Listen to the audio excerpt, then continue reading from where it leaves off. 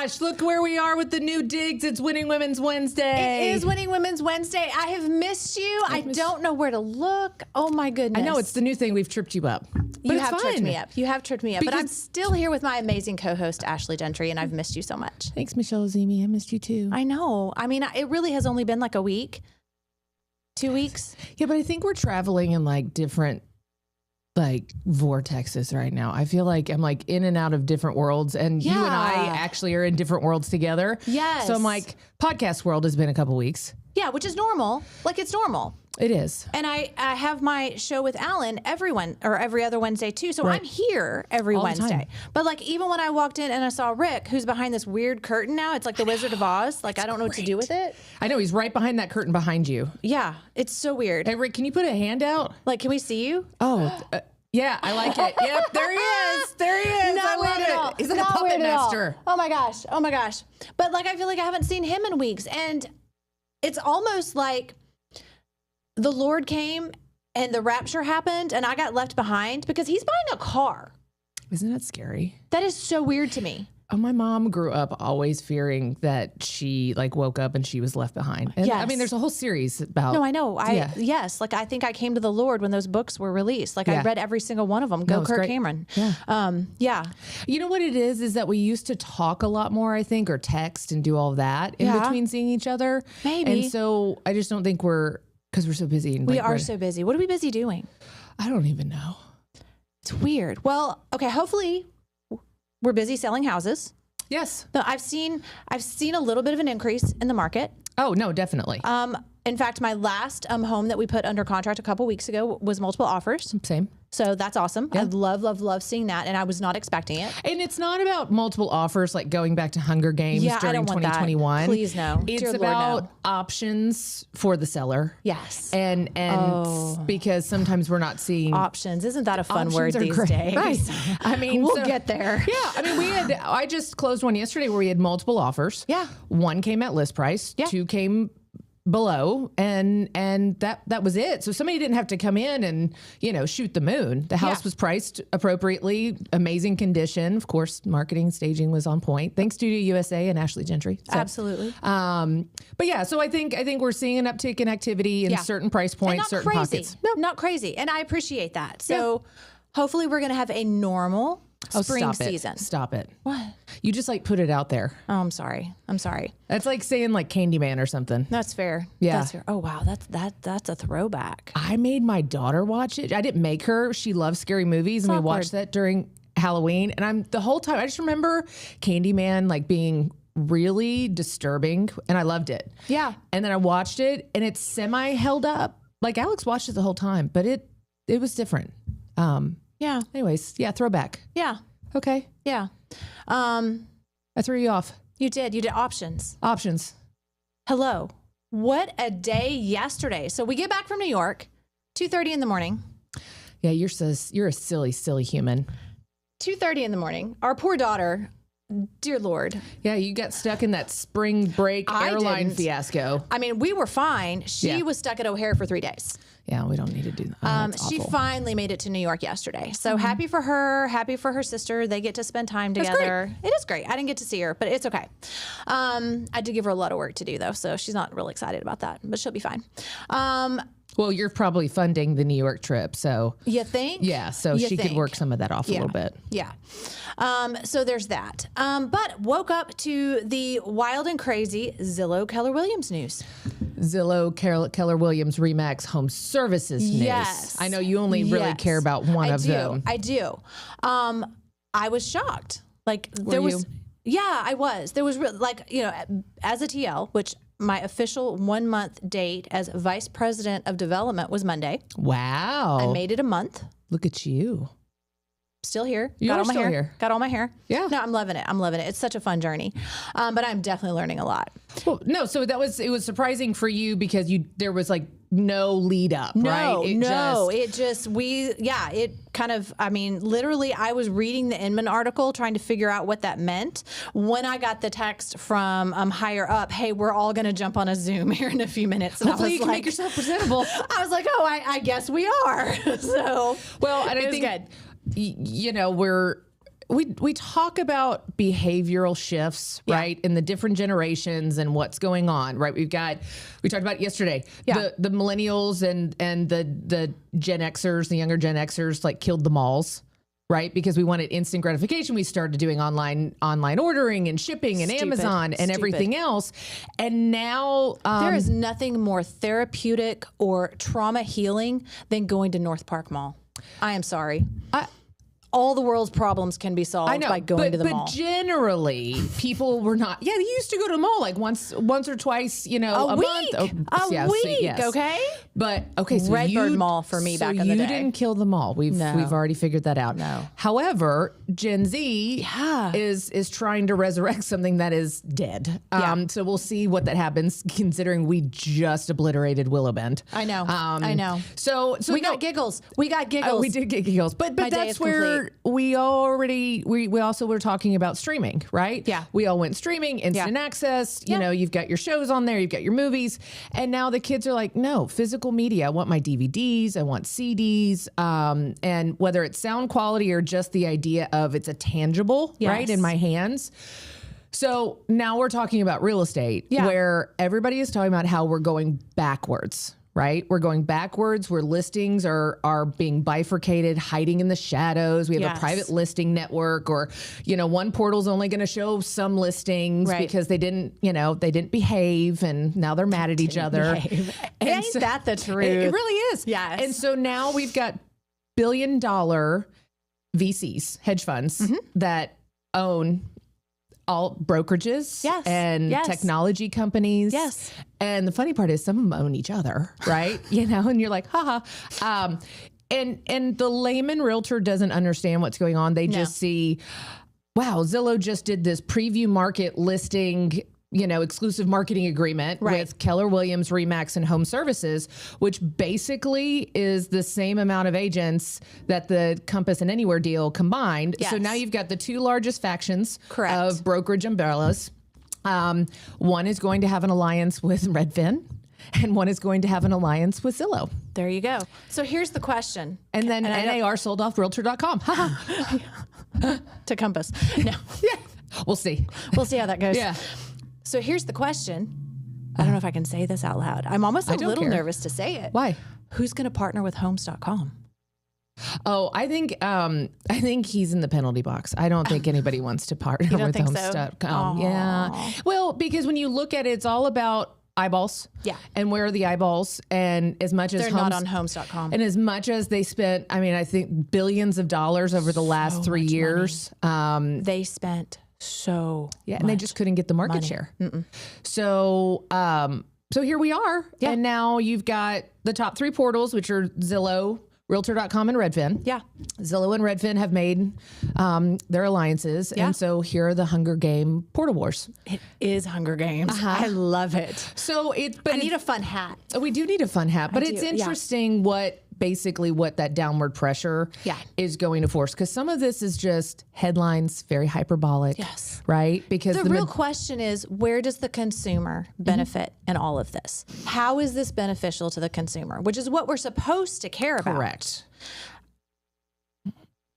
Go on. So we're gonna two giggles. We got giggles behind the screen. Yes. So we're all going to say this is benefiting the consumer. Okay. But we're not really focusing on the consumer. We're focusing on retaining market share. Who do you mean? Because I want to be clear that we as realtors, the evil forces in the shadows that have the money. That's fair. And are making the decisions. Yes. And then because of that, others have to react. If KW, RE/MAX, and the home services, companies didn't try to do something, would they be doing right by their constituents, which are their market centers and agents and everything else? So ultimately, what is going to happen? Realtors are going to prevail, and the consumer is going to be potentially even more confused. The business-oriented, well-qualified realtors. Not the 87% that flame out within 2 years. Oh, we got another giggle. I mean, that's statistically what it is. That I was like, is it really that low? I thought it was higher than that. Oh, well, I don't know. I mean, now we're choosing to opt out. But that's where I think, as long as our message from our position is, hey, guess what? I have access to all those portals too. Yeah. I have access to all the inventory. We have coming soon listings in our MLS. We have other technology that we're going to be able to utilize. And really, at the end of the day, you just need to align yourself with a realtor that understands what your needs and goals are and has the experience and education to help you meet those goals. Yeah. And that not just a great TikTok video. No. And that you can trust, respect, and be vulnerable with. Yes. Because if you can't do that, then you're going to have a real big problem, given the amount of friction and just in everyday life, not even a real estate transaction. Yeah. But if you don't like me or I don't like you, and we're trying to transact really expensive deals, it's going to be really hard. Which is why, and I I've been preaching this for a while, why it is so important for us as realtors to niche down. Yeah. And really figure out, I'm not going to say avatar, really figure out who our clients. Have we overused that one? I'm so sick of that word. Like bequeath? Yes. Or bestowed upon? Yes. Yeah. And our charming cottage? Yeah. It's not charming, it's not a cottage. You know what it means? That means she's got great bones and a personality, but Lord, is it ugly, right? That's gently lived in. Yeah. Just needs a little bit of elbow grease. Don't worry about the sinkhole it was built on.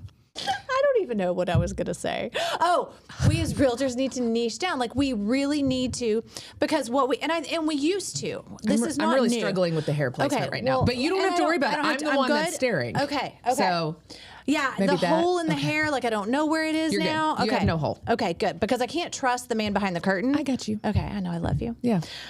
So I think before 2021, we did niche down. Like, we all as realtors, and I hate that word too, honestly. I'm over it. But we did really identify. We had a refined business model. Yes. How's that? I like You want to try that? I like it. We had a refined business model where we worked with the clients that we enjoyed working with. We didn't scattershoot and just try to pick off somebody off a street corner. Yes, which is what we did. And now agents don't know how to go back to that. And they're trying to serve everyone, and they're not properly serving anyone. Yeah. And that's where we need to shift our business model. I know who I don't want to work with. That is very clear. I've actually said some no's this week. We're on a roll today. We are on a roll, I love it. I love it. Yes. Sometimes, and that's conversations I've had with some of my agents recently. Yeah. Because they're trying to make something fit into what they want. Yeah.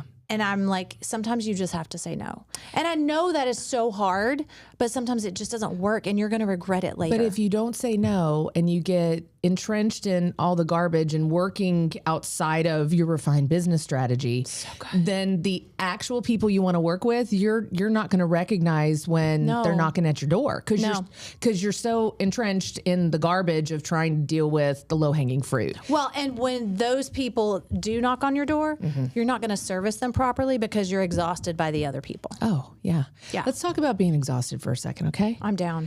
I have not played pickleball since it's been a week and a half.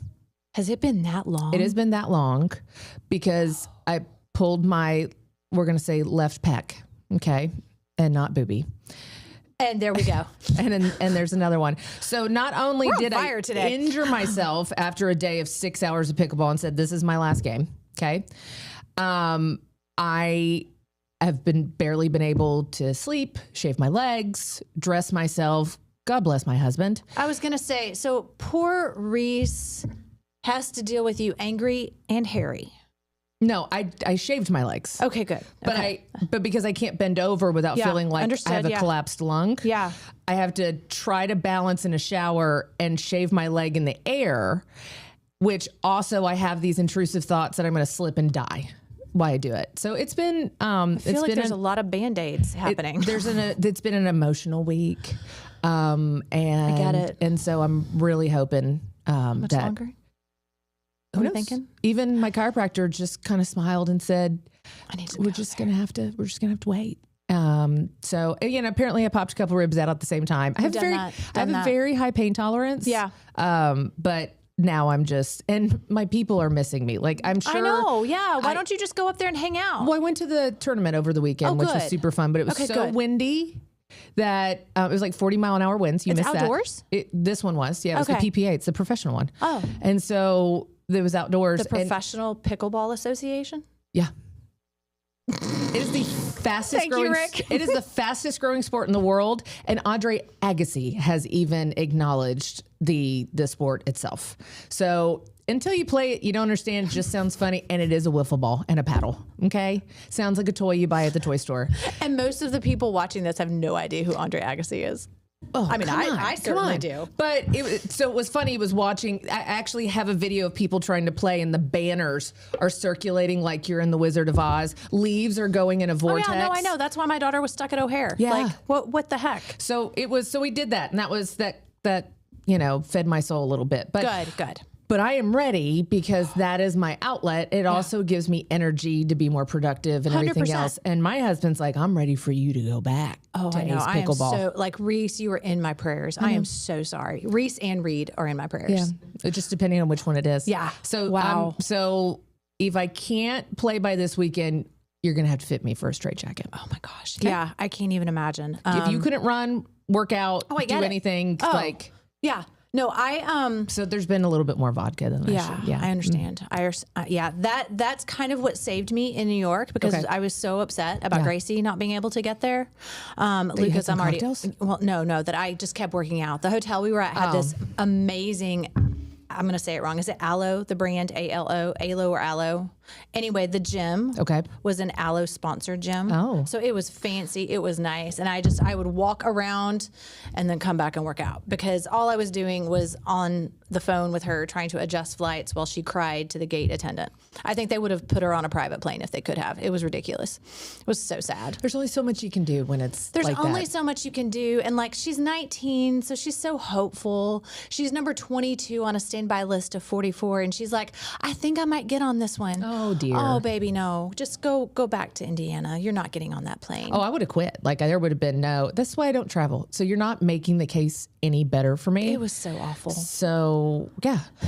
What? Like, does he have a friend back there? What is he doing? No, I just love it. He loves the self-deprecating, especially when I say probably what he's thinking. He has giggled so much. I know, but this is great. I think he's missed us. He has missed us. So, do you have anything for us to talk about? Well, I do, but we've kind of talked about it, and I may save it for the last one because it's some great stuff about women in leadership and their energy levels. Oh. And what they bring. So, but we don't have time. Okay. We have and we still have fun. I think we've had a great show already. We have had a great show.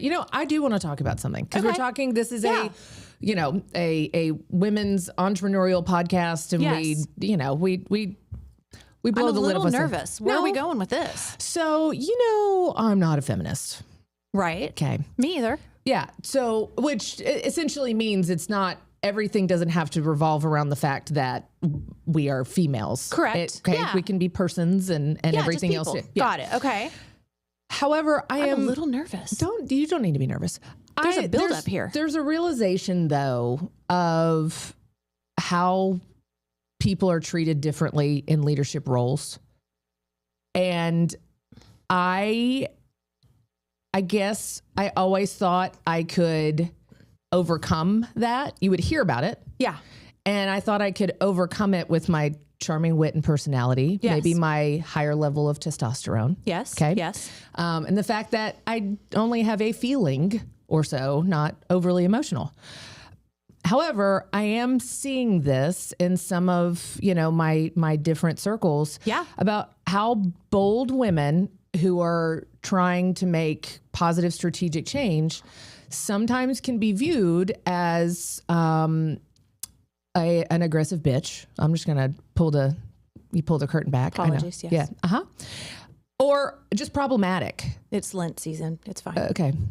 Go on. Thank you. Mm-hmm. And instead, because it all depends on what the temperature of the room that you're in and the season maybe of an organization or a company or just the environment or the people that are around, right? Yeah. Because different people are ready for different things. And so sometimes when the players change and everything else, what worked a year ago to make positive change and to be, progressive in an organization now can be viewed a little differently. And it's like, I need you to, tone it down, shrink a little, right? You're too much. Yeah. All the things that we've talked about before that people like us with, a little bit more domineering personalities are told are a deficit. Yeah. And you need to go sit in the corner and maybe just shh. Yeah. Yeah. Right. So it's just something that I've been thinking about, and what does that look like?